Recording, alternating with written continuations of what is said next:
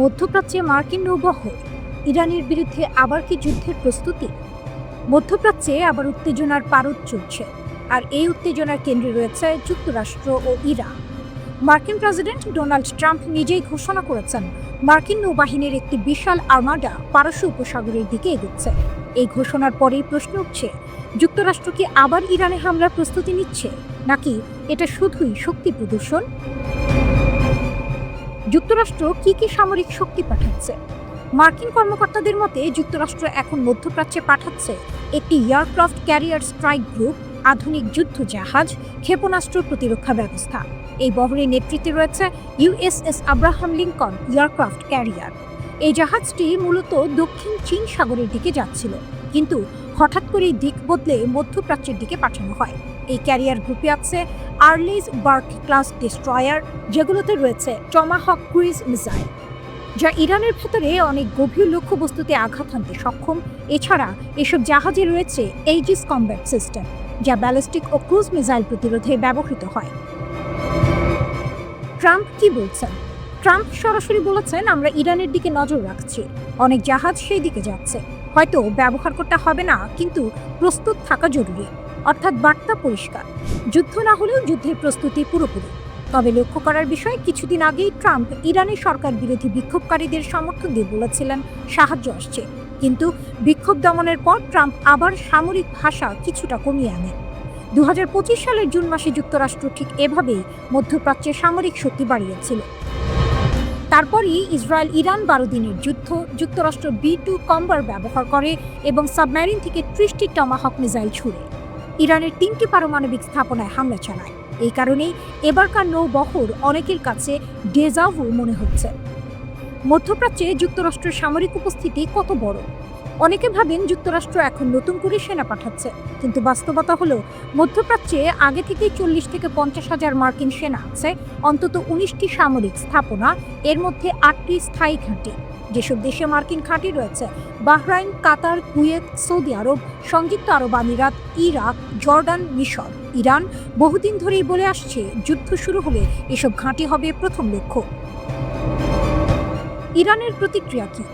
Iran কোনো রাগঢাক না করে হুঁশিয়ারি দিয়েছে। ইরানি সামরিক সমন্বয়ক আলী আবদুল্লাহি আলিয়াবাদী বলেছেন, ইরানে হামলা হলে অঞ্চলের সব মার্কিন ঘাঁটি বৈধ লক্ষ্যবস্তু হবে। রিভলিউশনারি গার্ডের প্রধান জেনারেল পাকুর বলেছেন, আমরা আগের যে কোনো সময়ের চেয়ে বেশি প্রস্তুত, ট্রিগারে আঙুল। পররাষ্ট্রমন্ত্রী আব্বাস আরাকচি স্পষ্ট ভাষায় বলেন, হামলা হলে আমাদের সবকিছু দিয়ে পাল্টে আঘাত করব।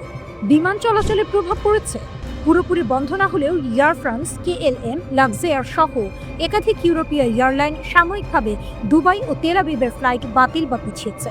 কারণ একটাই, আকাশপথে নিরাপত্তা ঝুঁকি। নতুন নিষেধাজ্ঞাও এসেছে। হ্যাঁ, যুক্তরাষ্ট্র সম্প্রতি 9টি জাহাজ ও তাদের মালিকদের উপর নিষেধাজ্ঞা দিয়েছে। অভিযোগ, এই জাহাজগুলো গোপনে ইরানের তেল বিক্রি করছিল।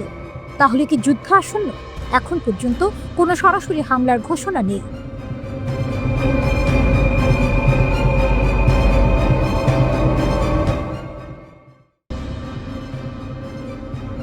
মধ্যপ্রাচ্যের সমুদ্র আবারও অস্থির। ঢেউয়ের শব্দের সঙ্গে মিশে যাচ্ছে যুদ্ধজাহাজের ইঞ্জিনের গর্জন। রাডারের পর্দায় জ্বলে উঠছে সতর্কতার লাল সংকেত। আকাশে নজরদারি ড্রোন, ডেকে প্রস্তুত ক্ষেপণাস্ত্র। লক্ষ্য একটাই, ইরান।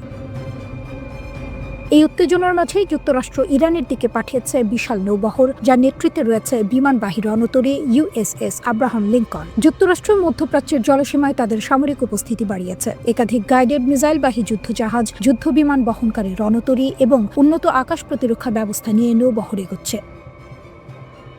বার্তা সংস্থা রয়টার্স জানিয়েছে, এই বহর আগামী কয়েকদিনের মধ্যেই ইরানের উপকূলের কাছাকাছি অবস্থান নিতে পারে। এটা কি যুদ্ধের ঘোষণা? খোদ মার্কিন প্রেসিডেন্ট ডোনাল্ড ট্রাম্প বলছেন, না। সুইজারল্যান্ডের দাভোসে ওয়ার্ল্ড ইকোনমিক ফোরামের সম্মেলন শেষে ওয়াশিংটনে ফেরার পথে সাংবাদিকদের তিনি জানান, এই মোতায়েন যুদ্ধের ঘোষণা নয়, বরং সতর্ক নজরদারি। তবে তিনি এটাও স্পষ্ট করেন, ইরানকে খুব কাছ থেকে পর্যবেক্ষণ করা হচ্ছে, আর প্রয়োজন হলে এই বহর ব্যবহার করতে যুক্তরাষ্ট্র প্রস্তুত। তাহলে এত প্রস্তুতি কেন? মার্কিন প্রশাসনের আশঙ্কা, মধ্যপ্রাচ্যে থাকা মার্কিন ঘাঁটিগুলোর দিকে ইরান পাল্টা ক্ষেপণাস্ত্র হামলা চালাতে পারে। সেই আশঙ্কা থেকেই নৌবহরে যুক্ত করা হয়েছে উন্নত এয়ার ডিফেন্স সিস্টেম। ইরানের বার্তা কি? তেহরানও স্পষ্ট। ইরানের ইসলামী বিপ্লবী গার্ড বাহিনী IRGC এর প্রধান commander major general Mohammad Pakpour কড়া ভাষায় সতর্ক করেছেন যুক্তরাষ্ট্র ও ইসরায়েলকে। তার বক্তব্য ভুল হিসাব করলে তার জবাব হবে আরও বেদনাদায়ক, আরও অনুশোচনাময়। তিনি জোর দিয়ে বলেন, চাপের কাছে নত হয় না ইরানের যোদ্ধারা, ইতিহাসই তার সাক্ষী। প্রতিপক্ষকে হুঁশিয়ার করে পাকপুর আরও বলেন, বিপ্লবী গার্ড ও প্রিয় ইরান সর্বাধিক সতর্ক অবস্থায় রয়েছে। তাদের আঙুল ট্রিগারে অন্য যে কোনো সময়ের চেয়ে বেশি প্রস্তুত আছে, সর্বোচ্চ কমান্ডের আদেশ ও পদক্ষেপগুলো বাস্তবায়নের জন্য সম্পূর্ণ প্রস্তুত। তেহরানের দাবি, আগের চেয়ে এখন ইরানের প্রতিরক্ষা শক্তি আরও সংগঠিত, আরও শক্তিশালী। আকাশে নজরদারি, ডেকে প্রস্তুত ক্ষেপণাস্ত্র, ভূগর্ভস্থ অবকাঠামো সব মিলিয়ে তারা যে কোনো পরিস্থিতির জন্য প্রস্তুত। বিশ্লেষকরা কি বলছেন? অনেক বিশ্লেষকের মতে এটা কোনো সাধারণ মহড়া নয়, এটি এক শক্তি পরীক্ষা। একদিকে বিশ্বের সবচেয়ে শক্তিশালী নৌবাহিনী তার উপস্থিতি দেখাচ্ছে, অন্যদিকে ইরান বলছে ভয় নয়, প্রতিরোধী তাদের পরিচয়। একদিকে ওয়াশিংটন বলছে নজরদারি, অন্যদিকে তেহরান বলছে প্রতিরোধ। দুই পক্ষই নিজেদের অবস্থান শক্ত করছে। মধ্যপ্রাচ্যের জলসীমা এখন কি দেখছে? একদিকে যুদ্ধ জাহাজের বহর, অন্যদিকে সতর্কবার্তা। সমুদ্র যেন সাক্ষী, এটি শুধু অস্ত্রের লড়াই নয়, এটি মনস্তাত্ত্বিক লড়াই। কে কাকে ভয় দেখাতে পারে, কে শেষ পর্যন্ত ঠান্ডা মাথায় থাকবে, সেই পরীক্ষা চলছে। এই মুহূর্তে যুদ্ধ অনিবার্য এমনটা বলা যাচ্ছে না, কিন্তু এটাও স্পষ্ট, পরিস্থিতি অত্যন্ত স্পর্শকাতর। একটি ভুল হিসাব, একটি ভুল সিদ্ধান্ত আর পুরো অঞ্চল অস্থির হয়ে উঠতে পারে। ইরানে আন্দোলন দমাতে রাশিয়ার ভূমিকা, নীরব সহযোগিতা নাকি কৌশলগত খেলা? ইরানি সরকার বিরোধী আন্দোলন যখন তীব্র আকার ধারণ করে, তখন আন্তর্জাতিক সংবাদ মাধ্যমে একটি প্রশ্ন ঘুরপাক খেতে থাকে, এই আন্দোলন দমাতে কি রাশিয়া গুরুত্বপূর্ণ ভূমিকা পালন করেছে? আর যদি করে থাকে, তাহলে যুক্তরাষ্ট্র ও ইসরায়েলের চোখ ফাঁকি দিয়ে মস্কো কিভাবে তেহরানকে সাহায্য করল? ইরানকে ঘিরে যুক্তরাষ্ট্র ও ইসরায়েল বহুদিন ধরেই চাপ তৈরি করে আসছে। মার্কিন প্রেসিডেন্ট ডোনাল্ড ট্রাম্প প্রকাশ্যেই ইরানের অর্থনৈতিক সংকট, বেকারত্ব এবং আন্দোলনকে হাতিয়ার বানিয়ে খামেনির শাসন ব্যবস্থা পতনের কথা বলেছেন। আন্দোলনের সময় ট্রাম্পের একের পর এক মন্তব্য অনেক বিশ্লেষকের চোখে সরাসরি উস্কানি। কিন্তু বাস্তবে কি হলো? 3 সপ্তাহের বেশি সময় ধরে চলা আন্দোলনের পর ইরানের পরিস্থিতি ধীরে ধীরে নিয়ন্ত্রণে আসে। ব্রিটিশ বার্তা সংস্থা রয়টার্স 16 জানুয়ারি জানায়, তেহরানের জনজীবনে স্বাভাবিকতা ফিরতে শুরু করেছে। ব্যাপক গ্রেপ্তার আর কড়া আইনশৃঙ্খলা ব্যবস্থার মাধ্যমে সরকার আন্দোলন অনেকটাই দমন করতে সক্ষম হয়েছে। এখানেই আসে আরেকটি গুরুত্বপূর্ণ প্রশ্ন, ইন্টারনেট কিভাবে আন্দোলন দমনের হাতিয়ার হয়ে উঠল? আন্দোলনের সময় ইরান সরকার ইন্টারনেট বন্ধ করে দেয়, তবে এই সুযোগে ট্রাম্পের ঘনিষ্ঠ ব্যবসায়ী ইলন মাস্ক তার মালিকানাধীন স্টারলিংক স্যাটেলাইট ইন্টারনেট ইরানিদের জন্য উন্মুক্ত করার ঘোষণা দেন, এমনকি বিনা খরচে সেবা দেওয়ার কথাও বলেন। কিন্তু বাস্তবে এই উদ্যোগ খুব একটা কাজে আসেনি। বিজনেস স্ট্যান্ডার্ড জানায়, স্টারলিংক ঠেকাতে ইরান ব্যবহার করেছে রাশিয়ার দেয়া বিশেষ প্রযুক্তি। এক ধরনের জ্যামার ব্যবহার করে স্টারলিংকের আপলিংক ও ডাউনলিংকের প্রায় 80% ট্রাফিক অকার্যকর করে ফেলে ইরান। ফলে ইন্টারনেট সরবরাহে বড় বাধার মুখে পড়ে মাস্কের উদ্যোগ। এখানেই স্পষ্ট হয় রাশিয়ার নীরব কিন্তু কার্যকর ভূমিকা। 2022 সালে ইউক্রেন যুদ্ধে ইরান রাশিয়াকে স্বল্প মূল্যের কিন্তু শক্তিশালী ড্রোন দিয়েছিল এমন অভিযোগ করে পশ্চিমা দেশগুলো। সেই সহযোগিতার কথা মনে রেখেই ইরান বিপদে পড়লে চুপ করে থাকেননি প্রেসিডেন্ট ভ্লাদিমির পুতিন। শুধু প্রযুক্তিগত সহায়তাই নয়, কূটনৈতিকভাবেও ইরানের পাশে দাঁড়ায় রাশিয়া। ট্রাম্প যখন একের পর এক সামরিক হামলার হুমকি দিচ্ছিলেন, তখনই রাশিয়ার পররাষ্ট্র মন্ত্রণালয় সতর্ক করে বলে, ইরানের বিরুদ্ধে যে কোনো সামরিক পদক্ষেপ হবে বিধ্বংসী, যা পুরো মধ্যপ্রাচ্য ও বৈশ্বিক নিরাপত্তাকে ঝুঁকিতে ফেলবে। একই সঙ্গে উত্তেজনা কমাতে মধ্যস্থতাকারীর ভূমিকায় নামেন পুতিন। তিনি একই দিনে ইসরায়েলের প্রধানমন্ত্রী বেনিয়ামিন নেতানিয়াহু এবং ইরানের প্রেসিডেন্ট মাসুদ পেজিশকিয়ানের সঙ্গে ফোনে কথা বলেন। রাশিয়া জানায়, তারা সংলাপের মাধ্যমে সংকট সমাধানে প্রস্তুত। এদিকে সামরিক বার্তাও দেওয়া হয় ভিন্নভাবে। ইরানে আন্দোলন চলাকালীন সময়েই রাশিয়া ও চীনের যুদ্ধ জাহাজ ইরানের সঙ্গে যৌথ নৌ মহড়ায় অংশ নেয়। দক্ষিণ আফ্রিকার জলসীমায় অনুষ্ঠিত এই মহড়াকে অনেক বিশ্লেষক দেখছেন যুক্তরাষ্ট্র ও ইসরায়েলের প্রতি কঠোর বার্তা হিসেবে। সবচেয়ে গুরুত্বপূর্ণ বিষয় হলো 2025 সালের জানুয়ারিতে রাশিয়া ও ইরানের মধ্যে একটি 20 বছর মেয়াদী কৌশলগত চুক্তি হয়। এই চুক্তির আওতায় রাশিয়া ইরানকে সামরিক, অর্থনৈতিক ও কৌশলগত সহায়তা দেবে, এমনকি যুক্তরাষ্ট্রের নিষেধাজ্ঞা উপেক্ষা করেও। সব মিলিয়ে বলা যায়, পুতিনের কৌশল ছিল বহুস্তর বিশিষ্ট প্রযুক্তি, কূটনীতি, সামরিক মহড়া আর দীর্ঘমেয়াদী চুক্তি। এর ফলেই আয়াতুল্লাহ খামেনির নেতৃত্বাধীন সরকার আন্দোলন দমন করে অনেকটা নিয়ন্ত্রণ ফিরিয়ে আনতে পেরেছে। ইরানের সবচেয়ে শক্তিশালী সামরিক বাহিনী Islamic revolutionary guard corps IRGC একটি ভয়ঙ্কর হুমকি দিয়েছে। তাদের ঘনিষ্ঠ একটি টেলিগ্রাম চ্যানেলে দাবি করা হয়েছে কাতারে মার্কিন সামরিক কমান্ডাররা কোথায় লুকিয়ে আছেন সেই জায়গা তারা চিহ্নিত করে ফেলেছে। কাতারের গোপন অবস্থান নিয়ে কি দাবি? ওই পোস্টে বলা হয়, যুক্তরাষ্ট্রের সেন্টকম এর শীর্ষ কর্মকর্তারা কাতারের বিখ্যাত আল উদেইদ বিমান ঘাঁটি ছেড়ে গোপনে দোহা শহরের একটি বিলাসবহুল হোটেলে আশ্রয় নিয়েছেন। বার্তাটি ছিল স্পষ্ট এবং হুমকিমূলক, 5 তারকা হোটেলের দেয়ালও নিরাপত্তা দিতে পারবে না। এর মানে ইরান পরিষ্কার করে জানাতে চাইছে আমেরিকান সেনারা যেখানে থাকুক তারা ইরানের নিশানার বাইরে নয়। আল উদেইদ এয়ারবেস কেন এত গুরুত্বপূর্ণ? কাতারের আল উদেইদ বিমান ঘাঁটি হচ্ছে মধ্যপ্রাচ্যে যুক্তরাষ্ট্রের সবচেয়ে বড় সামরিক ঘাঁটি। এখানে প্রায় 10,000 মার্কিন সেনা অবস্থান করে। এই ঘাঁটি থেকে পরিচালিত হয় পুরো মধ্যপ্রাচ্যের জন্য ইউএস সেন্ট্রাল কমান্ড, মার্কিন বিমান বাহিনীর আঞ্চলিক সদর দপ্তর, ব্রিটিশ রয়্যাল এয়ারফোর্সের গুরুত্বপূর্ণ ইউনিট। অর্থাৎ এই ঘাঁটি মানে আমেরিকার যুদ্ধের মস্তিষ্ক। হঠাৎ সেনা সরানোর কারণ কি? যুক্তরাষ্ট্র আল উদেইদ ঘাঁটি থেকে কিছু সেনা ও কর্মীকে সরিয়ে নেওয়ার নির্দেশ দেয়। সরকারিভাবে বলা হয়েছে এটি সতর্কতামূলক ব্যবস্থা। একই সঙ্গে মার্কিন পররাষ্ট্র দপ্তর মধ্যপ্রাচ্যে অবস্থানরত মার্কিন নাগরিকদের সতর্ক থাকতে বলেছে এবং সামরিক স্থাপনায় অপ্রয়োজনীয় যাতায়াত এড়িয়ে চলার নির্দেশ দিয়েছে। কারণ একটাই, ইরান সরাসরি হুঁশিয়ারি দিয়েছে যদি আমেরিকা হামলা চালায় তাহলে মধ্যপ্রাচ্যের যেসব দেশে মার্কিন ঘাঁটি আছে সেগুলো সবই লক্ষ্যবস্তু হবে। ট্রাম্প কি পিছু হচ্ছেন? এই উত্তেজনার মধ্যেই মার্কিন প্রেসিডেন্ট ডোনাল্ড ট্রাম্প কিছুটা নরম সুরে কথা বলেছেন। তিনি দাবি করেন ইরান নাকি 800 রাজনৈতিক বন্দীর ফাঁসি বাতিল করেছে, আর সেটাকেই তিনি ইতিবাচক অগ্রগতি হিসেবে দেখছেন। এক সাংবাদিক প্রশ্ন করেছিলেন, আপনি তো ইরানি বিক্ষোভকারীদের রাস্তায় নামতে বলেছিলেন, সাহায্যের কথাও বলেছিলেন, সেই সাহায্য কি এখনও আসছে? ট্রাম্পের উত্তর ছিল, আমরা দেখব। তারা 800 জনকে ফাঁসি দেয়নি, এটা বড় ব্যাপার। এতে মনে হচ্ছে ট্রাম্প হয়তো এখনই হামলার সিদ্ধান্ত নিচ্ছেন না। কিন্তু যুক্তরাষ্ট্রের সামরিক প্রস্তুতি কি যুদ্ধের ইঙ্গিত? কথার বাইরে বাস্তব চিত্র একেবারেই ভিন্ন। যুক্তরাষ্ট্র ইতিমধ্যে একটি এয়ারক্রাফট ক্যারিয়ার স্ট্রাইক গ্রুপ মধ্যপ্রাচ্যে পাঠিয়েছে। ইউএসএস আব্রাহাম লিঙ্কন সহ একাধিক যুদ্ধজাহাজ রওনা দিয়েছে। অন্তত 6টি আকাশে জ্বালানি সরবরাহকারী বিমান সৌদি আরবের দিকে যাচ্ছে। এগুলো কোনো সাধারণ মহড়া নয়, এগুলো যুদ্ধের প্রাক প্রস্তুতি বলেই মনে করছেন বিশ্লেষকরা। ফক্স নিউজ জানিয়েছে, যদি ট্রাম্প হামলার অনুমতি দেন তাহলে তা আগের যে কোনো অভিযানের চেয়ে অনেক বেশি ভয়ঙ্কর হতে পারে। আরব দেশগুলো কেন আতঙ্কিত? সবচেয়ে বড় বিষয় হলো যুক্তরাষ্ট্রের মিত্ররাই এখন হামলার বিরোধিতা করছে। সৌদি আরব, কাতার, ওমান সবাই ওয়াশিংটনকে বলছে পিছিয়ে যান, না হলে পুরো মধ্যপ্রাচ্য জ্বলে উঠবে। কারণ তারা জানে ইরান একা নয়, হামলা হলে প্রতিক্রিয়া আসবে বহু দিক থেকে। তাহলে যুদ্ধ কতটা কাছে? হোয়াইট হাউস বলছে সব খবরই অনুমানের ওপর ভিত্তি করে। তাদের বক্তব্য, ট্রাম্প ছাড়া কেউ জানে না তিনি কি করবেন। শক্তি, জেদ, অটলতা।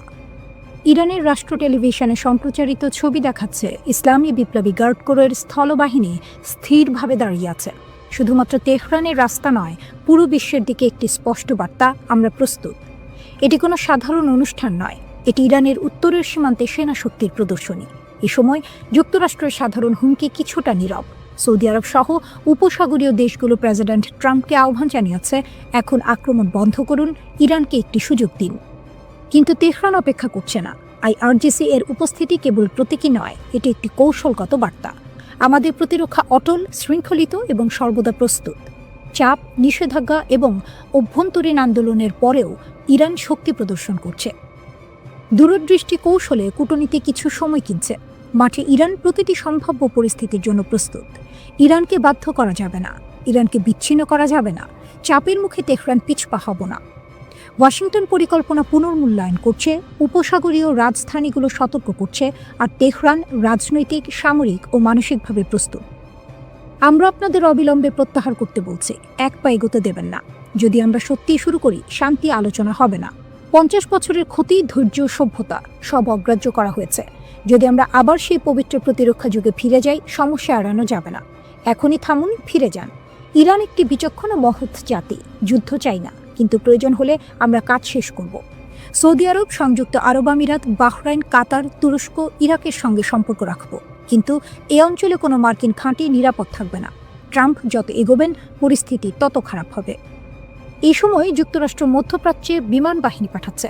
ট্রাম্পের আক্রমণ ঘড়ির কাঁটায়। ইউএসএস আব্রাহাম লিঙ্কন এগোচ্ছে। মধ্যপ্রাচ্যে এক নতুন ভূমিকম্প আসতে চলেছে। একটি ভুল পদক্ষেপ বিশ্বযুদ্ধের মতো পরিস্থিতি তৈরি করতে পারে। যুক্তরাষ্ট্রের সামরিক শক্তি প্রদর্শিত হচ্ছে। কমপক্ষে একটি এয়ারক্রাফট ক্যারিয়ার স্ট্রাইক গ্রুপ উপসাগরে পাঠানো হয়েছে। প্রতিবাদ ভেঙে পড়া তেহরানকে লক্ষ্য করে হামলা পরিকল্পিত। 6টি স্ট্র্যাটো ট্যাঙ্কার সৌদি আরবের দিকে যাচ্ছিল। একই সময়ে কাতারের আল উদেদ বিমান ঘাঁটি থেকে কিছু মার্কিন কর্মী সরানো হচ্ছে। এটি ছিল গত বছরের প্রতিশোধের মতোই সম্ভাব্য লক্ষ্য। ইরান বারবার সতর্ক করেছে যে কোনো মার্কিন হস্তক্ষেপ উপসাগরের ঘাঁটিতে হামলা করবে। এক ভুল হিসাব পুরো অঞ্চলকে যুদ্ধের দিকে ঠেলে দিতে পারে। প্রেস সেক্রেটারি কারেন লেভিট বললেন, ট্রাম্প পরিস্থিতি ঘনিষ্ঠভাবে পর্যবেক্ষণ করছেন। 800 জনের জীবন বাঁচানো হয়েছে। তিনি সব বিকল্প উন্মুক্ত রেখেছেন। ট্রাম্পও নিজেই জানিয়েছেন, নিষ্পত্তি নিশ্চিত নয়, পরিস্থিতি চলমান, আমরা দেখব। পাশাপাশি সৌদি আরব, কাতার এবং ওমান যুক্তরাষ্ট্রকে সতর্ক করছে, আক্রমণ পুরো অঞ্চলকে অস্থির করতে পারে। আল উদেদ ঘাঁটির সতর্কতা স্তর কমেছে। বিমান এবং কর্মীরা ধীরে ধীরে ফিরে আসছে। এই আন্দোলন ইরানের নেতৃত্বের জন্য সবচেয়ে বড় চ্যালেঞ্জ। অর্থনৈতিক অসন্তোষ থেকে শুরু হওয়া প্রতিবাদ দেশের সর্বত্র ছড়িয়ে পড়ে। ইরান বলছে, বাইরে থেকে প্রভাবিত করা হয়েছে ট্রাম্পকে যুদ্ধের ফাঁদে ফেলার জন্য। সিনেটর লিন্ডসে গ্রাহাম বলছেন, ট্রাম্প এখনও শক্তিশালী পদক্ষেপের জন্য প্রস্তুত। বিক্ষোভে জ্বলছে ইরান, হুমকি দিচ্ছেন ট্রাম্প। কিন্তু যুক্তরাষ্ট্র কি সত্যিই হামলা চালাতে পারবে? ভেনেজুয়েলার প্রেসিডেন্ট নিকোলাস মাদুরোর পতনের পর যুক্তরাষ্ট্রের প্রেসিডেন্ট ডোনাল্ড ট্রাম্প এবার দৃষ্টি ঘুরিয়েছেন ইরানের দিকে। 13 জানুয়ারি ট্রাম্প স্পষ্ট ভাষায় হুঁশিয়ারি দেন, ইরান যদি বিক্ষোভকারীদের হত্যা বন্ধ না করে তবে বড় মূল্য দিতে হবে। তিনি সরাসরি ইরানের জনগণকে উদ্দেশ্য করে বলেন, প্রতিবাদ চালিয়ে যাও, সাহায্য আসছে। এই বক্তব্য অনেকের মনে প্রশ্ন তুলেছে, যুক্তরাষ্ট্র কি ইরানে ভেনেজুয়েলার মতো কোনো অভিযান চালাতে চায়? ইরান কেন ভেনেজুয়েলা নয়? এই প্রশ্নের উত্তর বুঝতে হলে আগে ভেনেজুয়েলার পরিস্থিতি দেখতে হবে। ভেনেজুয়েলার পতনের অন্যতম কারণ ছিল দেশটির দুর্বল ও প্রায় অচল বিমান প্রতিরক্ষা ব্যবস্থা। রাশিয়ার দেয়া S-300VM ও BUK M2E সিস্টেম ঠিকভাবে রক্ষণাবেক্ষণ করা হয়নি। অনেক রাডার বছরের পর বছর কাজই করছিল না। ফলে যুক্তরাষ্ট্র খুব সহজেই কারাকাসের আকাশে বিশেষ বাহিনী নামাতে পেরেছিল। কিন্তু ইরান সম্পূর্ণ ভিন্ন একটি বাস্তবতা। ইরানের শক্তিশালী প্রতিরক্ষা দেয়াল। ইরান বহু বছর ধরে সম্ভাব্য হামলার জন্য প্রস্তুতি নিচ্ছে। আজ ইরানের কাছে রয়েছে রাশিয়ার S-300 ও আধুনিক S-400, চীনের HQ-9B দীর্ঘপাল্লার ক্ষেপণাস্ত্র, নিজস্ব তৈরি বাভার 373 এয়ার ডিফেন্স সিস্টেম। ইরানি সংসদ সদস্য আবুল ফজল জোরাভান্দ জানিয়েছেন, রাশিয়ার MiG-29 ইতিমধ্যে এসেছে, Su-35 আসছে পথে। চীন ও রাশিয়া বিপুল সংখ্যক এয়ার ডিফেন্স সিস্টেম সরবরাহ করছে। HQ-9B ক্ষেপণাস্ত্র রেঞ্জ প্রায় 300 কিলোমিটার। বাভার 373 এর রেঞ্জও 300 কিলোমিটারের বেশি বলে দাবি করা হয়। 2025 সালের যুদ্ধে ইসরায়েলের হামলার পর ইরান এই প্রতিরক্ষা আরও শক্ত করেছে। ক্ষেপণাস্ত্র শক্তি ইরানের সবচেয়ে বড় হাতিয়ার। ইরানের কাছে প্রায় 2000 ব্যালিস্টিক ক্ষেপণাস্ত্র রয়েছে বলে ধারণা করা হয়। অনেক ক্ষেপণাস্ত্র ঘাঁটি পাহাড়ের গভীরে লুকানো, যেগুলো ধ্বংস করা প্রায় অসম্ভব। ইরানের রিভলিউশনারি গার্ড বলছে, তারা এখন যে কোনো যুদ্ধের জন্য সর্বোচ্চ প্রস্তুত। যুক্তরাষ্ট্রের সীমাবদ্ধতা। 2025 সালের মতো পরিস্থিতি এখন নেই। এই মুহূর্তে উপসাগরে কোনো মার্কিন এয়ারক্রাফট ক্যারিয়ার নেই। USS গার্ল্যান্ড আর-4 পাঠানো হয়েছে ক্যারিবিয়ানে। USS নিমেটস রয়েছে নিজ দেশে। ইরানে হামলা চালাতে হলে যুক্তরাষ্ট্রকে কাতার, বাহরাইন, সৌদি আরব, সংযুক্ত আরব আমিরাত বা ইরাকের ঘাঁটির ওপর নির্ভর করতে হবে। কিন্তু ইরান আগেই সতর্ক করে দিয়েছে, এই দেশগুলোর ঘাঁটিও হামলার লক্ষ্য হবে। এই অঞ্চলে যুক্তরাষ্ট্রের প্রায় 40,000 সেনা রয়েছে। যে কোনো হামলায় তারা বড় ঝুঁকিতে পড়বে। B-2 বোমারু বিমান দিয়ে দূর থেকে হামলা সম্ভব হলেও তা অতিরিক্ত ধ্বংসাত্মক এবং রাজনৈতিকভাবে বিপজ্জনক। সবচেয়ে গুরুত্বপূর্ণ বিষয়, ট্রাম্প স্পষ্ট করে বলেছেন, মাটিতে সেনা নামানো হবে না। খামেনিকে হত্যা বা আটক কতটা বাস্তব? ভেনেজুয়েলার মতো করে ইরানের সর্বোচ্চ নেতা আয়াতুল্লাহ আলী খামেনিকে আটক করা প্রায় অসম্ভব। ইরান ভৌগোলিকভাবে বিশাল। দেশটি বহু স্তরের প্রতিরক্ষার ভেতরে আবদ্ধ। খামেনিকে হত্যা করা তুলনামূলক সহজ হতে পারে, কিন্তু সেটি ভয়াবহ যুদ্ধ ডেকে আনবে। এমনকি ইরান আগেই উত্তরসূরি পরিকল্পনা তৈরি করে রেখেছে। ট্রাম্প প্রকাশ্যে কঠোর কথা বলছেন, হুমকি দিচ্ছেন, ইরানের জনগণকে সাহস দিচ্ছেন। কিন্তু বাস্তবে যুক্তরাষ্ট্রের বিকল্প খুব সীমিত। ইরানের শক্তিশালী প্রতিরক্ষা, চীন রাশিয়ার সমর্থন এবং মধ্যপ্রাচ্যে যুদ্ধ ছড়িয়ে পড়ার ভয়, সব মিলিয়ে ওয়াশিংটনের সামনে রাস্তা খুবই সংকীর্ণ। হুমকি দেওয়া সহজ, কিন্তু ইরানে হামলা চালানো তা অনেক বেশি কঠিন। অনেক সময় যুদ্ধ ট্যাঙ্ক আর মিসাইল দিয়ে শুরু হয় না, যুদ্ধ শুরু হয় ইন্টারনেট দিয়ে। ইরান ও আমেরিকার চলমান চরম উত্তেজনার মধ্যে ঠিক এমনই এক প্রযুক্তিগত যুদ্ধ শুরু হয়েছিল। সামরিক আগ্রাসনের আগেই এই যুদ্ধে বড় ধাক্কা খায় যুক্তরাষ্ট্র।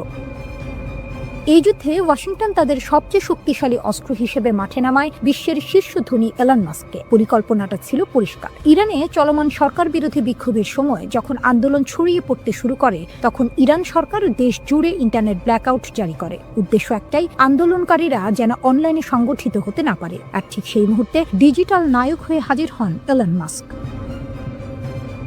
ওয়াশিংটনের সবুজ সংকেত পেয়ে তিনি ঘোষণা দেন ইরানে স্টারলিংক স্যাটেলাইট ইন্টারনেট চালু করা হবে। আমেরিকার ধারণা ছিল ইরান সরকার ব্রডব্যান্ড, মোবাইল ডেটা বন্ধ করলেও আকাশ থেকে আসা স্যাটেলাইট সিগন্যাল তারা থামাতে পারবে না। অর্থাৎ তেহরানের সেন্সরশিপের দেয়াল ভাঙতে স্টারলিংককে অস্ত্র হিসেবে ব্যবহার করা হবে। অনেকেই ভেবেছিলেন ইরানের মতো একটি দেশের পক্ষে আধুনিক স্যাটেলাইট ইন্টারনেট ঠেকানো সম্ভব নয়। কিন্তু এখানেই সবাই ভুল করেছিল। ইরান শুধু প্রস্তুতি ছিল না, তারা দেখিয়ে দিয়েছে প্রযুক্তিগত যুদ্ধে তারা কতটা এগিয়ে। ইরান সরকার কেবল ফিজিক্যাল ইন্টারনেট বন্ধ করেই থেমে থাকেনি, বরং তারা সরাসরি স্টারলিংক সিস্টেমকে অচল করে দেয়। কিভাবে? উত্তরটা হলো ইলেকট্রনিক ওয়ারফেয়ার। ইরানের সামরিক বাহিনী নির্দিষ্ট এলাকায় স্টারলিংকের ব্যবহৃত ফ্রিকোয়েন্সি জ্যাম করে দেয়। এর ফলে স্যাটেলাইট আকাশে থাকলেও মাটিতে থাকা টার্মিনালগুলো সিগন্যাল রিসিভ করতে পারেনি। স্টারলিংক চালাতে যে ডিশ বা টার্মিনাল দরকার, সেগুলো যখনই সিগন্যাল পাঠানোর চেষ্টা করেছে, ইরানের রেডিও ফ্রিকোয়েন্সি ট্র্যাকিং সিস্টেম সেগুলো শনাক্ত করে ফেলেছে। অর্থাৎ কে কোথায় স্টারলিংক ব্যবহার করছে তা ইরান আগেই বুঝে গেছে। ফলে শুধু ব্যবহারকারীরাই নয়, এই ঘটনায় অপ্রস্তুত হয়ে পড়ে আমেরিকাও। কারণ যে পরিকল্পনা নিয়ে স্টারলিংক নামানো হয়েছিল সেটাই কার্যত ব্যর্থ হয়ে পড়ে। বিক্ষোভকারীরা ইন্টারনেট না পেয়ে বড় আকারে সংগঠিত হতে পারেনি। ডিজিটাল সংযোগ ভেঙে পড়ায় আন্দোলনের গতি কমে যায়। এই ঘটনার মাধ্যমে একটি বিষয় খুব পরিষ্কার হয়ে যায়, ইরান কেবল আধুনিক মিসাইল আর ড্রোনের উপর নির্ভরশীল নয়, গত কয়েক দশকে তারা সাইবার সিকিউরিটি ও ইলেকট্রনিক ওয়ারফেয়ারে ব্যাপক বিনিয়োগ করেছে। ইসলামী বিপ্লবের পর থেকে নিষেধাজ্ঞা, চাপ আর বিচ্ছিন্নতার মধ্যেও ইরান নীরবে নিজেদের প্রযুক্তিগত সক্ষমতা গড়ে তুলেছে। আর সেই সক্ষমতার মুখে এলন মাস্কের মতো টেক জায়ান্ট এবং আমেরিকার মতো সুপার পাওয়ার একসঙ্গে দাঁড়িয়েও ডিজিটাল দেয়াল ভাঙতে পারেনি। এই ঘটনায় বিশ্ব বুঝে গেছে ইরানকে শুধু অস্ত্রের হিসাব দিয়ে বিচার করলে ভুল হবে। কারণ আধুনিক যুদ্ধে সিগন্যাল, ডেটা, ফ্রিকোয়েন্সি আর সাইবার নিয়ন্ত্রণ সবই এখন অস্ত্র। আর সেই অস্ত্রের লড়াইয়ে ইরান যে মোটেও পিছিয়ে নেই, এই স্টারলিংক ঘটনাই তার সবচেয়ে বড় প্রমাণ। ইরান এখন রুদ্ধশ্বাস এক সন্ধিক্ষণে দাঁড়িয়ে। রাস্তায় আগুন, স্লোগান, ভাঙচুর। আবার সেই রাস্তাতেই বিপরীত চিত্র, হাজার হাজার মানুষ রাষ্ট্রের পতাকা হাতে নেমে এসেছে সরকার ও সর্বোচ্চ নেতার পক্ষে। দেশ জুড়ে চলমান বিক্ষোভের মধ্যে ইরান কার্যত দুই ধারায় বিভক্ত। সরকারপন্থী সমাবেশে অংশ নেওয়া অনেকেই বলছেন তারা শুরুতে বিক্ষোভী ছিলেন, কিন্তু পরিস্থিতি যখন নিয়ন্ত্রণের বাইরে যেতে শুরু করে তখন তারা সরে দাঁড়ান। তাদের ভাষায় এটা আর প্রতিবাদ নেই, এটা বিশৃঙ্খলা। সেই বিশৃঙ্খলার মুখে তারা নিজেদের দায়িত্ব মনে করছেন দেশকে রক্ষা করা। রাষ্ট্রীয় টেলিভিশনে সম্প্রচারিত ভিডিওতে দেখা যায় তেহরান সহ একাধিক শহরে বিশাল জনসমাবেশ, মানুষ হাতে ইরানের পতাকা, সর্বোচ্চ নেতার ছবি, স্লোগানে মুখর রাজপথ, নেতৃত্বের প্রতি আনুগত্যের ঘোষণা, শক্ত অবস্থানে রাষ্ট্রযন্ত্র ও তার সমর্থকরা। এই অভ্যন্তরীণ উত্তেজনার মধ্যে আন্তর্জাতিক মাত্রা যোগ করেছে ওয়াশিংটন। মার্কিন প্রেসিডেন্ট ডোনাল্ড ট্রাম্প প্রকাশ্যে হুঁশিয়ারি দিয়েছেন বিক্ষোভকারীদের ক্ষতি হলে যুক্তরাষ্ট্র কঠোর প্রতিক্রিয়া দেখাবে। তিনি দাবি করেছেন পরিস্থিতি খুব কাছ থেকে পর্যবেক্ষণ করা হচ্ছে। এর আগেও ট্রাম্প ইঙ্গিত দিয়েছিলেন সহিংসতা বাড়লে যুক্তরাষ্ট্র বিক্ষোভকারীদের পাশে দাঁড়াতে পারে। ইরান এই অভিযোগ সরাসরি নাকচ করেছে। দেশটির পররাষ্ট্রমন্ত্রী আব্বাস আরাকচি অভিযোগ তুলেছেন যুক্তরাষ্ট্র ও ইসরায়েল এই অস্থিরতার পেছনে জড়িত। তার দাবি শান্তিপূর্ণ আন্দোলনকে সহিংসতার দিকে ঠেলে দেওয়ার চেষ্টা চলছে। একই সুরে কথা বলেছেন প্রভাবশালী রাজনীতিক আলী লারিজানিও। তাদের বক্তব্য, ভিতরের দুর্বলতাকে কাজে লাগিয়ে দেশকে অস্থিতিশীল করার চেষ্টা হচ্ছে। সর্বোচ্চ নেতা আয়াতুল্লাহ আলী খামেনি এক বিরল ভাষণে কঠোর অবস্থান স্পষ্ট করেছেন। তিনি বলেছেন রাষ্ট্র ধ্বংসের চেষ্টা সহ্য করা হবে না। তার ভাষায় ইসলামী প্রজাতন্ত্র ত্যাগের উপর দাঁড়িয়ে আছে এবং প্রয়োজন হলে নিজেকে রক্ষায় শক্তি প্রয়োগ করবে। সরকারি সূত্র জানায় নিরাপত্তা বাহিনী ইতোমধ্যে ব্যাপক ধরপাকড় শুরু করেছে। শত শত মানুষ আটক, বিপুল অস্ত্র উদ্ধারের দাবিও করা হয়েছে। এই পরিস্থিতিতে ট্রাম্পের একটি সামাজিক যোগাযোগ মাধ্যম পোস্ট নতুন করে উত্তেজনা বাড়িয়েছে। সেখানে তিনি লিখেছেন, ইরান হয়তো আগে কখনো এত কাছ থেকে স্বাধীনতাকে দেখেনি। তিনি বলেন যুক্তরাষ্ট্র সাহায্য করতে প্রস্তুত। কী ধরনের সাহায্য তা স্পষ্ট নয়, কিন্তু তেহরানের কাছে এটি স্পষ্ট বার্তা, বিদেশি হস্তক্ষেপের ইঙ্গিত। বিক্ষোভ যখন টানা দ্বিতীয় সপ্তাহে, তখন সর্বোচ্চ নেতা সরাসরি ট্রাম্পকে আক্রমণ করেছেন। তিনি তাকে অহংকারী আখ্যা দিয়ে বলেছেন তার হাতে ইরানিদের রক্ত লেগে আছে। তিনি সতর্ক করেন, ইতিহাস বলে ক্ষমতার শীর্ষেই অনেক শাসকের পতন ঘটে। ইরানের রাষ্ট্রীয় গণমাধ্যমে দাবি করা হচ্ছে বিদেশি শক্তির মদদে পরিকল্পিত অস্থিরতা তৈরি করা হয়েছে। তাসনিম নিউজ জানিয়েছে 200 জনের বেশি সন্ত্রাসী সংগঠক আটক হয়েছে। গ্রেনেড থেকে শুরু করে আগ্নেয়াস্ত্র, বড় ধরনের অস্ত্রভাণ্ডার উদ্ধারের কথাও বলা হয়েছে। এর ফলে বিক্ষোভের তীব্রতা কমেছে। IRGC-কে সর্বোচ্চ সতর্কতায় রাখা হয়েছে। সাধারণ সেনাবাহিনীর বদলে এই বাহিনীর ওপরই ভরসা করছেন সর্বোচ্চ নেতা, কারণ তাদের আনুগত্য প্রশ্নাতীত। একই সঙ্গে সক্রিয় করা হয়েছে ভূগর্ভস্থ ক্ষেপণাস্ত্র ঘাঁটি। বার্তা স্পষ্ট, ইরান প্রস্তুত দুই দিকেই। ভিতরের একদিকেই সর্বনাশ। ইরান যেভাবে ইসরায়েলিদের জালে ফাঁসালো, একটা বেনামি মেসেজ, একটা টেলিগ্রাম লিঙ্ক আর লোভনীয় অর্থের হাতছানি, এভাবেই ইরান ইসরায়েলের মাটিতে তাদের গুপ্তচর বৃত্তির জাল বিছিয়েছিল। আপাত দৃষ্টিতে নিরীহ ছোট ছোট কাজ দিয়ে শুরু, যা শেষ পর্যন্ত ইসরায়েলের জন্য বিশাল এক মাথা ব্যথার কারণ হয়ে দাঁড়িয়েছিল। কিন্তু আসল চমকটা লুকিয়ে ছিল অন্য কোথাও। 2024 সালের এপ্রিলে ইসরায়েলে ইরানের প্রথম ক্ষেপণাস্ত্র হামলার পর 30 জনেরও বেশি ইসরায়েলিকে ইরানি গোয়েন্দা সংস্থার সাথে কাজ করার অভিযোগে অভিযুক্ত করা হয়। এদের বেশিরভাগেরই গল্পটা প্রায় একই রকম। অজানা নম্বর থেকে আসা একটা মেসেজ, যেখানে সামান্য তথ্যের জন্য বা ছোটখাটো কাজের জন্য মোটা অঙ্কের টাকার প্রস্তাব।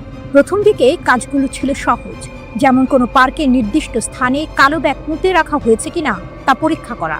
এর জন্য মিলত প্রায় $1000 মার্কিন। এরপর যখন লোভের পাল্লা ভারী হতে শুরু করলো, তখন এলো আরও বিপজ্জনক কাজের প্রস্তাব। আদালতের নথি থেকে জানা যায়, গত 1 বছর ধরে ইরানের এই গুপ্তচর বৃত্তির চেষ্টা খুব একটা ফলপ্রসূ হয়নি। তারা ইসরায়েলের উচ্চপদস্থ কর্মকর্তাদের হত্যা করার যে আকাঙ্ক্ষা করেছিল তা পূরণ করতে পারেনি। তবে তাদের কৌশল ছিল মারাত্মক কার্যকর। এত বেশি ইসরায়েলি সাধারণ অভিযান চালাতে রাজি ছিল যে কৌশলগতভাবে গুরুত্বপূর্ণ স্থানগুলির তথ্য সংগ্রহের জন্য গুপ্তচর বৃত্তি অভিযান সফল হতে পারত, যা পরবর্তীতে ইরানি ব্যালিস্টিক ক্ষেপণাস্ত্রের লক্ষ্যবস্তুতে পরিণত হতো। যোগাযোগের পদ্ধতি ছিল বেশ সহজবোধ্য। একটি টেক্সট মেসেজ, যার প্রেরক নিজেকে সংবাদ সংস্থা হিসেবে পরিচয় দিত। মেসেজে প্রায়শই যুদ্ধ সম্পর্কিত তথ্য চাওয়া হতো এবং বলা হতো, আমরা তা কিনতে প্রস্তুত। অন্য একটি মেসেজে আরও সরাসরি বলা হয়েছিল, একটি স্বাধীন জেরুজালেম মুসলমানদের একত্রিত করে, যুদ্ধ সম্পর্কে আমাদের তথ্য পাঠান। এরপরই আসতো টেলিগ্রাম অ্যাপের একটি লিঙ্ক, যেখানে নতুন করে কথোপকথন শুরু হতো। মজার বিষয় হলো, এই কথোপকথনে ইসরায়েলি নাম ব্যবহার করা হতো এবং সহজ কাজের বিনিময়ে অর্থের প্রস্তাব দেওয়া হতো। যদি কেউ আগ্রহ দেখাতো, তাহলে তাদের পেপ্যাল বা ক্রিপ্টোকারেন্সির মাধ্যমে টাকা নেওয়ার জন্য একটি অ্যাপ সেট আপ করার পরামর্শ দেওয়া হতো। 29 সেপ্টেম্বর গ্রেপ্তার হওয়া এক সন্দেহভাজনের ঘটনা ছিল চমকপ্রদ। তাকে একটি পার্কে গিয়ে একটি কালো ব্যাগ পুঁতে রাখা হয়েছে কিনা তা পরীক্ষা করতে বলা হয়েছিল। ব্যাগটি ছিল না, কিন্তু নিয়োগকারী একটি ভিডিও পাঠিয়ে তা প্রমাণ করেছিল এবং তাকে $1000 মার্কিন দেওয়া হয়েছিল। এরপর তাকে লিফলেট বিতরণ, পোস্টার লাগানো বা গ্রাফিতি স্প্রে করার মতো কাজ দেওয়া হয়েছিল, যার বেশিরভাগই ছিল ইসরায়েলি প্রধানমন্ত্রী বেনিয়ামিন নেতানিয়াহুর বিরুদ্ধে অবমাননাকর স্লোগান। এরপর এলো আরও সংবেদনশীল কাজ, ছবি তোলা। আজারবাইজান বংশোদ্ভূত এক ইসরায়েলিকে দেশের বিভিন্ন স্পর্শকাতর স্থাপনার ছবি তোলার জন্য ভাড়া করা হয়েছিল। এমনকি এই কাজকে সে পারিবারিক ব্যবসায় পরিণত করেছিল। সে তার আত্মীয়দের হাইফা বন্দরের সুবিধাগুলোর ছবি তুলতে সাহায্য করেছিল, যা পরে ইরানি ক্ষেপণাস্ত্রের আঘাতে ক্ষতিগ্রস্ত হয়। 72 বছর বয়সী মরতে চাই মতি মামান এর ঘটনাটি ছিল আরও নাটকীয়। তার অর্থের প্রয়োজন ছিল এবং তুরস্কের 2 ব্যবসায়ী ভাইয়ের মাধ্যমে তার পরিচয় হয় এডি নামের এক ইরানি ব্যবসায়ীর সাথে। এডি শুকনো ফল এবং মশলা আমদানি করত। মামানকে সাইপ্রাস হয়ে সামান্দাগে উড়ে যেতে বলা হয়।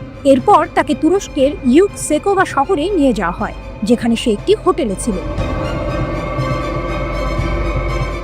এডি মামানকে জানায় যে ইসরায়েলিদের ইরানে পাচার করার একটি উপায় আছে।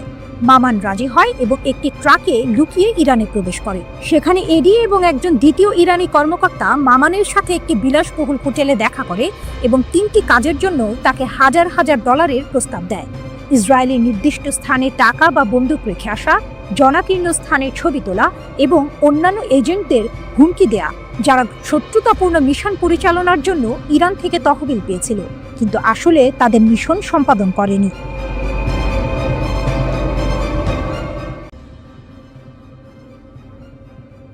ইসরায়েলের সামরিক ঘাঁটিতে ইরানের ভয়াবহ আঘাত, স্যাটেলাইট তথ্যে চাঞ্চল্যকর মোড়। দীর্ঘ 12 দিনের সংঘাত শেষে ইসরায়েল দাবি করেছিল ইরানের ছোড়া প্রায় 84% ক্ষেপণাস্ত্রই প্রতিহত করা হয়েছে, কিন্তু স্যাটেলাইট চিত্র যেন ভিন্ন গল্প বলছে। টেলিগ্রামের এক প্রতিবেদন অনুযায়ী ওরেগন স্টেট ইউনিভার্সিটির গবেষকদের বিশ্লেষণ করা স্যাটেলাইট চিত্র থেকে জানা গেছে গত মাসে ইরান অন্তত 5টি ইসরায়েলি সামরিক স্থাপনায় সফলভাবে আঘাত হেনেছে। এর মধ্যে রয়েছে উত্তর, মধ্য ও দক্ষিণ ইসরায়েলের গুরুত্বপূর্ণ লক্ষ্যবস্তু, এমনকি একটি গোয়েন্দা তথ্য সংগ্রহ কেন্দ্র এবং একটি লজিস্টিক ঘাঁটিও। রাডার স্যাটেলাইট ডেটা, লুকানো সত্যের উন্মোচন। এক চাঞ্চল্যকর তথ্য উঠে এসেছে রাডার স্যাটেলাইট ডেটার ভিত্তিতে। এই ডেটা ক্ষেপণাস্ত্র হামলার সাথে সামঞ্জস্যপূর্ণ বিস্ফোরণের ক্ষয়ক্ষতি স্পষ্টভাবে চিহ্নিত করেছে। ইসরায়েলি সামরিক বাহিনী কঠোর সেন্সরশিপ আইনের কারণে এই হামলার তথ্য আগে প্রকাশ করেনি। এমনকি যোগাযোগ করা হলে ইসরায়েলি সেনাবাহিনী এই বিষয়ে কোনো মন্তব্য করতে অস্বীকৃতি জানিয়েছে। ইসরায়েলি সামরিক সেন্সরশিপ আইন সক্রিয় সংঘাতের সময় সংবেদনশীল নিরাপত্তা তথ্য প্রকাশে কঠোর বিধিনিষেধ আরোপ করে, যা এই গোপনীয়তার মূল কারণ। বিমান প্রতিরক্ষা ব্যবস্থার দুর্বলতা, কৌশলগত বিপর্যয়। টেলিগ্রাফের প্রতিবেদন আরও বলছে, সংঘাতের প্রথম 8 দিনে ইরানের ক্রমবর্ধমান সংখ্যক ক্ষেপণাস্ত্র ইসরায়েলের বহুল আলোচিত বিমান প্রতিরক্ষা ব্যবস্থায় সফলভাবে প্রবেশ করেছে। বিশ্লেষকরা মনে করছেন সীমিত ইন্টারসেপ্টর ক্ষেপণাস্ত্র সরবরাহ, ইরানের আরও উন্নত প্রযুক্তি অথবা আক্রমণ কৌশলের পরিবর্তনের কারণে এটি ঘটেছে।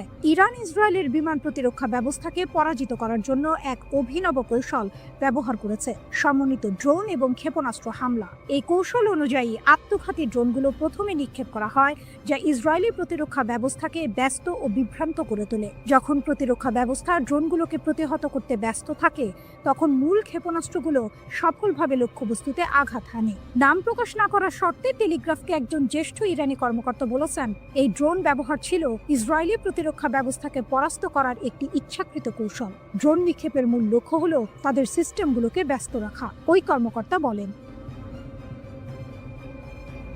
সংঘাতের অপ্রত্যাশিত বাঁক, ইরানের প্রতিশোধ ও মার্কিন যুক্তরাষ্ট্রের হস্তক্ষেপ। 13 জুন ইসরায়েলি সরকার ইরানের বিরুদ্ধে বেআইনি আগ্রাসন শুরু করে, যার ফলে অনেক জ্যেষ্ঠ কমান্ডার, পারমাণবিক বিজ্ঞানী এবং সাধারণ নাগরিক নিহত হন। এর প্রতিক্রিয়ায় ইরান 24 ঘন্টারও কম সময়ের মধ্যে ক্ষেপণাস্ত্র ও ড্রোন হামলা চালিয়ে প্রতিশোধ নেয়। এরপর ট্রু প্রমিস 3 এর অধীনে ধারাবাহিক প্রতিশোধমূলক অভিযান চালানো হয়। যুদ্ধ আরও তীব্র হয় যখন 22 জুন মার্কিন যুক্তরাষ্ট্র ইসরায়েলের পক্ষে যুদ্ধে প্রবেশ করে। মার্কিন বোমারু বিমান আন্তর্জাতিক আইন লঙ্ঘন করে 3টি ইরানি পারমাণবিক স্থাপনায় আঘাত হানে। এর জবাবে ইরান আত্মরক্ষার জন্য কাতারের আল উদেইদ বিমান ঘাঁটিতে ক্ষেপণাস্ত্র হামলা চালায়, যা পশ্চিম এশিয়ার বৃহত্তম মার্কিন সামরিক বিমান ঘাঁটি। অবশেষে যুদ্ধবিধ্বস্ত ইসরায়েলি সরকার 24 জুন একতরফাভাবে একটি যুদ্ধবিরতি চুক্তি মেনে নিতে বাধ্য হয়।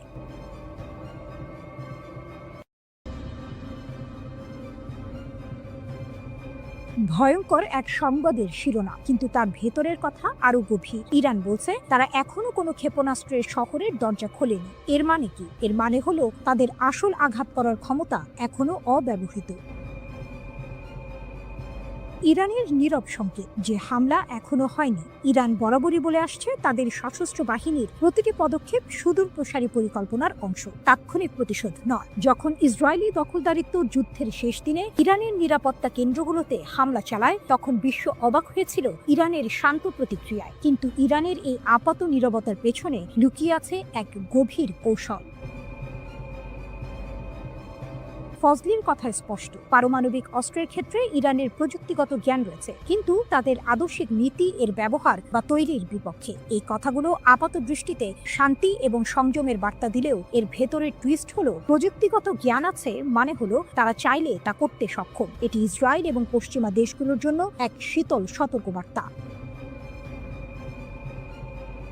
ইউরেনিয়াম সমৃদ্ধকরণ আপোষ নেই। ইরানের উপপররাষ্ট্রমন্ত্রী মাজিদ তখত রাভাঞ্চি জোর দিয়ে বলেছেন, মার্কিন ইসরায়েলি হামলা সত্ত্বেও ইরান তার পারমাণবিক কর্মসূচিতে অটল। তারা জাতীয় চাহিদা অনুযায়ী ইউরেনিয়াম সমৃদ্ধকরণ চালিয়ে যাবে। এর অর্থ আমেরিকা বা ইসরায়েলের কোনো হুমকি ইরানকে তার পথ থেকে সরাতে পারছে না। এটি কেবল একটি বিবৃতি নয়, এটি এক ধরনের চ্যালেঞ্জ। তখত রাভাঞ্চি বলেছেন, ইরান সংলাপের জন্য উন্মুক্ত, কিন্তু এখানেও আছে একটি বড় শর্ত। ভবিষ্যতের আলোচনার জন্য আমেরিকার পক্ষ থেকে বিশ্বাসযোগ্য গ্যারান্টি প্রয়োজন। ইরান চায় আমেরিকা তাদের বোঝাক যে আলোচনার সময় তারা সামরিক শক্তি ব্যবহার করবে না। এটি ইরানের পক্ষ থেকে একটি কড়া বার্তা। যদি আমেরিকা ইরানের বিশ্বাস অর্জন করতে না পারে, তাহলে আলোচনার কোনো সম্ভাবনাই নেই। এই শর্তটি অত্যন্ত গুরুত্বপূর্ণ, কারণ এটি স্পষ্ট করে দিচ্ছে যে ইরান শুধুমাত্র কথার কথা নয়, কাজের প্রমাণ চাইছে। আসল টুইস্ট হলো, ইরান যখন বলছে তারা এখনো কোনো ক্ষেপণাস্ত্র শহরের দরজা খোলেনি, তার মানে হলো তাদের প্রকৃত সামরিক সক্ষমতা এখনো অব্যবহৃত। তারা তাৎক্ষণিক প্রতিক্রিয়া দেখাচ্ছে না, কারণ তাদের পরিকল্পনা দীর্ঘমেয়াদী। তারা হয়তো এমন একদিনের জন্য অপেক্ষা করছে যখন তাদের আঘাত হবে অপ্রতিরোধ্য। পারমাণবিক অস্ত্রের প্রযুক্তিগত জ্ঞান থাকা সত্ত্বেও তা ব্যবহার না করার কথা বলা, কিন্তু ইউরেনিয়াম সমৃদ্ধকরণ চালিয়ে যাওয়া, এই দুইয়ের মধ্যে একটি সূক্ষ্ম টানাপোড়েন রয়েছে। ইরান হয়তো বোঝাতে চাইছে যে তাদের ক্ষমতা আছে, কিন্তু তারা তা সংযত রাখছে। এই সংযমই তাদের সবচেয়ে বড় কৌশলগত অস্ত্র। তারা সংলাপের জন্য উন্মুক্ত, কিন্তু শর্ত দিচ্ছে আমেরিকার বিশ্বাসযোগ্যতার উপর। এর মানে ইরান দুর্বল নয়, বরং তারা চাইছে শক্তিশালী অবস্থানের ভিত্তিতে আলোচনা করতে। আগামী দিনে এই পরিস্থিতি কোন দিকে মোড় নেয় তা দেখার জন্য বিশ্ব অধীর আগ্রহে অপেক্ষা করছে। ইরান বলছে ইসরায়েলের সাথে যুদ্ধে ব্যবহৃত ক্ষেপণাস্ত্র শক্তির মাত্র 1/4। ব্রিগেডিয়ার জেনারেল আলী ফজলি দাবি করেছেন, সেজ্জিল ক্ষেপণাস্ত্র ইসরায়েলকে অবাক করে দিয়েছিল। তিনি জানিয়েছেন, ইরান বছরের পর বছর ধরে শত্রুর সাথে যে কোনো সম্ভাব্য সংঘর্ষের জন্য প্রস্তুতি নিচ্ছে।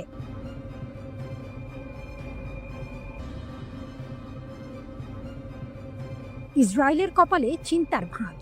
ইরান নাকি এবার ধ্বংসাত্মক আর অভূতপূর্ব জবাব দেবে। ইরানের নতুন হুঁশিয়ারি। ইসরায়েলের কপালে কি আছে? মধ্যপ্রাচ্যের রাজনীতিতে আবারও উত্তাপ ছড়িয়েছে। ইরানের শীর্ষ সামরিক কর্মকর্তারা ইসরায়েলের বিরুদ্ধে কড়া হুঁশিয়ারি দিয়েছেন। ভবিষ্যতে কোনো আগ্রাসন চালালে ইরান নাকি জোরালোভাবে লড়াই করবে। তাদের কথা শুনে মনে হচ্ছে এবার পরিস্থিতি আরও গুরুতর হতে চলেছে।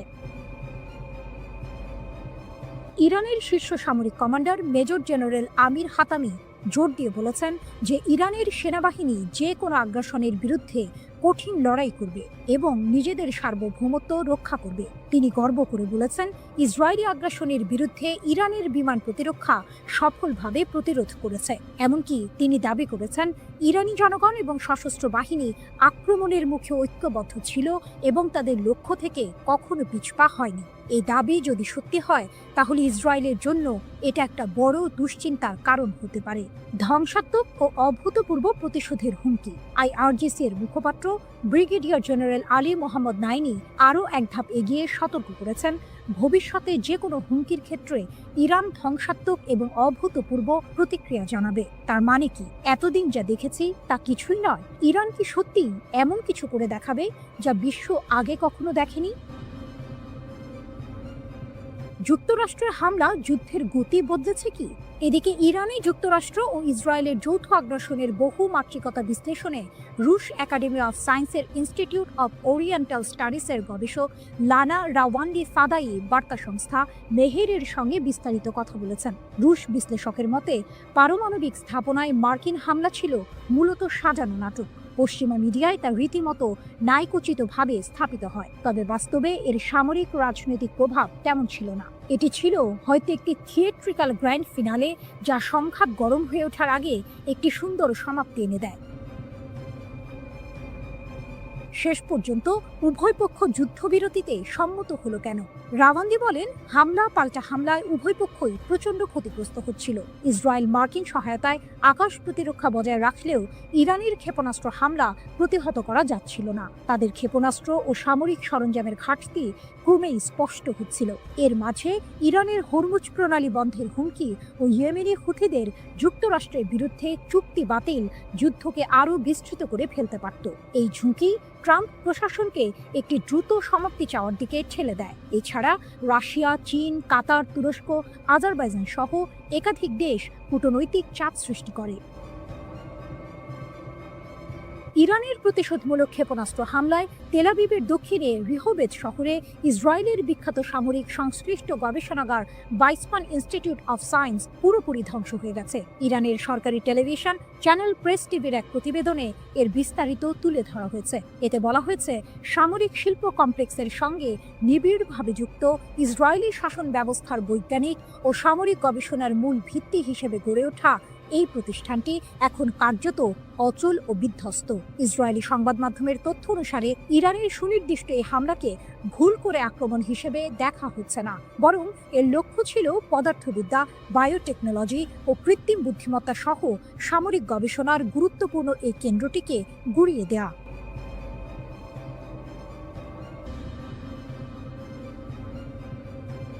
গরম খবর, আবারও উত্তপ্ত মধ্যপ্রাচ্য।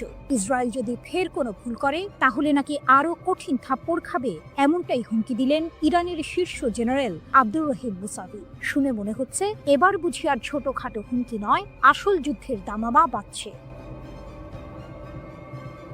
লেবাননের একটি টিভি চ্যানেলে দেওয়া সাক্ষাৎকারে ইরানের সশস্ত্র বাহিনীর প্রধান major general Abdur Rahim Musavi সরাসরি হুমকি দিয়েছেন ইসরায়েলকে। তার কথা পরিষ্কার, গত মাসে ইসরায়েল আর আমেরিকার হামলার জবাবে ইরান নাকি তাদের সব শক্তি ব্যবহার করেনি, অর্থাৎ যা হয়েছে তা নাকি ছিল শুধু ট্রেলার। যদি ইসরায়েল আবার একই ভুল করে তাহলে ইরান জাতি আর তাদের সেনাবাহিনী নাকি ইসরায়েলকে আরও কঠিন থাপ্পড় দেবে।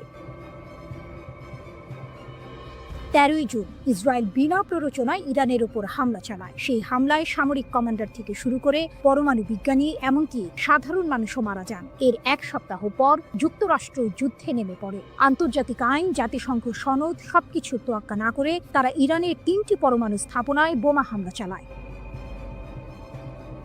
যখন ইসরায়েল আর যুক্তরাষ্ট্র হামলা চালাচ্ছে তখন কি ইরান চুপচাপ বসেছিল?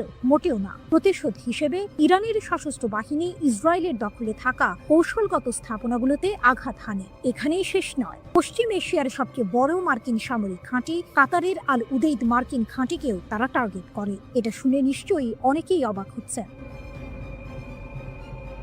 ইরান এতদিন ধরে শুধু হুমকি দিয়ে আসছিল, কিন্তু এবার তারা সরাসরি পাল্টা হামলা চালিয়েছে। 24 জুন ইরান সফলভাবে প্রতিশোধমূলক অভিযান চালিয়ে ইসরায়েল এবং যুক্তরাষ্ট্রের হামলা বন্ধ করতে সক্ষম হয়। শীর্ষ জেনারেলের দাবি, ইসরায়েল নাকি যুদ্ধবিরতির জন্য অনুরোধ করতে বাধ্য হয়েছিল যাতে তারা নিজেদের গুছিয়ে নিতে পারে। এই তথ্য যদি সত্যি হয় তাহলে পরিস্থিতি কিন্তু আরো ঘোলাটে, কারণ এতদিন আমরা যা জেনে এসেছিলাম তার চেয়ে আসল চিত্রটি হয়তো আরো ভিন্ন। যুক্তরাষ্ট্রের প্রত্যক্ষ সমর্থনেই মূলত ইরানে হামলা চালায় যুদ্ধবাজ ইসরায়েল। তবে পরের দিকে এই আগ্রাসন প্রবল প্রতিরোধের মুখে পড়ে এবং শেষ পর্যন্ত আন্তর্জাতিক কূটনীতির মাধ্যমে একটি যুদ্ধবিরতিতে পৌঁছায়। অপ্রকাশিত ক্ষমতা ও নতুন পর্যায়। মেজর জেনারেল মুসাভি আরও সতর্ক করেছেন, যদি যুদ্ধ দীর্ঘায়িত হয় এবং একটি নতুন পর্যায়ে প্রবেশ করে তাহলে ইসরায়েল নাকি ইরানের এমন ক্ষমতা দেখতে পাবে যা এখনো কাজে লাগানো হয়নি, অর্থাৎ ইরান নাকি তাদের আসল শক্তি এখনো দেখায়নি। তিনি এটাও বলেছেন, বছরের পর বছর ধরে ইসরায়েল আর তাদের সমর্থকরা ইরানের ওপর আঘাত হানার জন্য শক্তি সঞ্চয় করে আসছে। তাদের উদ্দেশ্য হলো পরমাণু ইস্যুকে অজুহাত হিসেবে ব্যবহার করে ইরানকে বিভক্ত করা, কিন্তু ইরান তাদের মৌলিক নীতি থেকে কখনো সরে আসবে না, যার মধ্যে ফিলিস্তিন ও তাদের জনগণের প্রতি সমর্থনও রয়েছে। তাহলে কি ইসরায়েল আর ইরান আবারও একটি বড় যুদ্ধের দিকে এগোচ্ছে?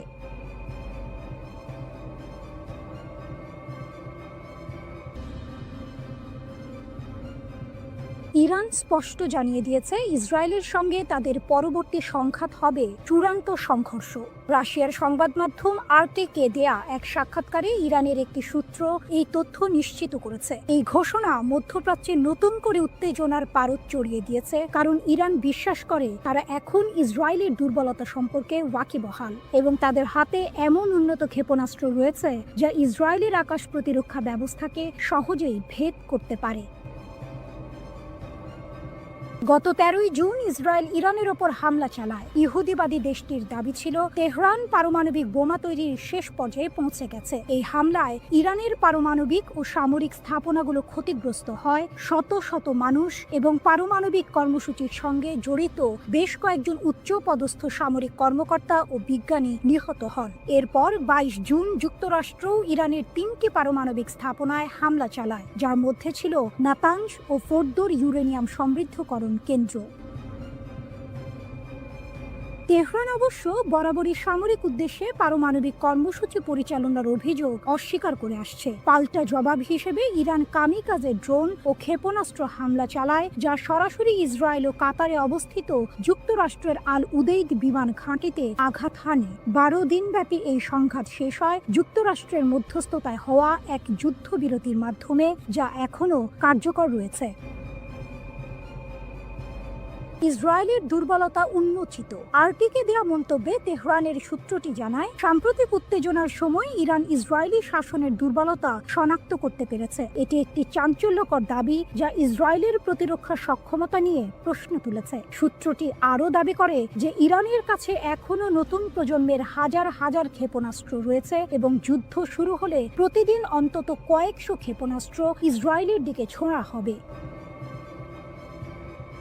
যদি এই দাবি সত্য হয়, তাহলে ইসরায়েলের আকাশ প্রতিরক্ষা ব্যবস্থার জন্য এটি এক বিশাল চ্যালেঞ্জ হবে। এমনকি উন্নত আয়রন ডোমও এত সংখ্যক ক্ষেপণাস্ত্র মোকাবিলায় কতটা সফল হবে তা নিয়ে সন্দেহ থেকেই যায়।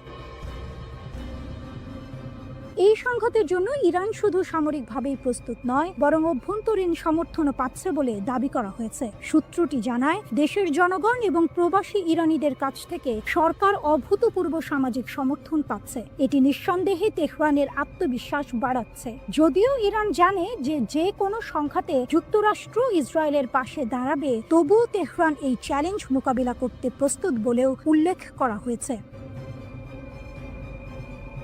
খামেনির দাবি ও ট্রাম্পের হুঁশিয়ারি। ইরানের সর্বোচ্চ নেতা আয়াতুল্লাহ আলী খামেনি তার সামরিক জবাবের বিষয়ে বলেন, ইসরায়েলি রাষ্ট্র কার্যত ধ্বংসপ্রাপ্ত ও নিষ্ক্রিয় হয়ে পড়েছিল। তার মতে, যুক্তরাষ্ট্রের হস্তক্ষেপ না হলে ইহুদিবাদী শাসন পুরোপুরি ধ্বংস হয়ে যেত। এটি ইরানের পক্ষ থেকে একটি বড় সড় দাবি, যা ইসরায়েলের সামরিক সক্ষমতা নিয়ে গুরুতর প্রশ্ন তৈরি করে।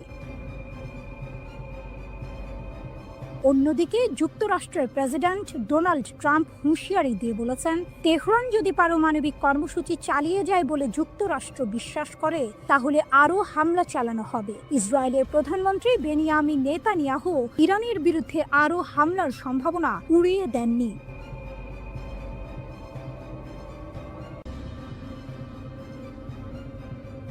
মোসাদ এজেন্টদের জালে ইরান, বিপুল অস্ত্রসহ গ্রেপ্তার 50। মাত্র 2 সপ্তাহে ইরান 50 জন মোসাদ এজেন্টকে গ্রেপ্তার করে বিশ্বকে চমকে দিয়েছে। ইরানের Islamic revolutionary guard corps IRGC দক্ষিণ পূর্বাঞ্চলীয় সিস্তান ও বালুচেস্তান প্রদেশে এই এজেন্টদের আটক করেছে। শুধু তাই নয়, তাদের কাছ থেকে মার্কিন তৈরি অত্যাধুনিক অস্ত্রশস্ত্র ও সামরিক সরঞ্জাম জব্দ করা হয়েছে।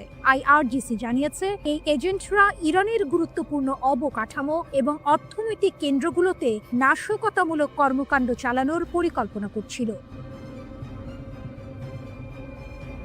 অস্ত্র পাচারের বিশাল চেষ্টা ব্যর্থ, 22,000 গুলিসহ আটক 3। এই ঘটনার পাশাপাশি ইরানের পশ্চিম লোরেস্তান প্রদেশের পুলিশ সামরিক গোলা বারুদের একটি বিশাল পাচার চক্র ভেঙে দিয়েছে। পোল-ই-দোখতার শহরে একটি অভিযানে 22,000-এরও বেশি কালাশনিকভ গুলি জব্দ করা হয়েছে এবং 3 জন সন্দেহভাজনকে গ্রেপ্তার করা হয়েছে।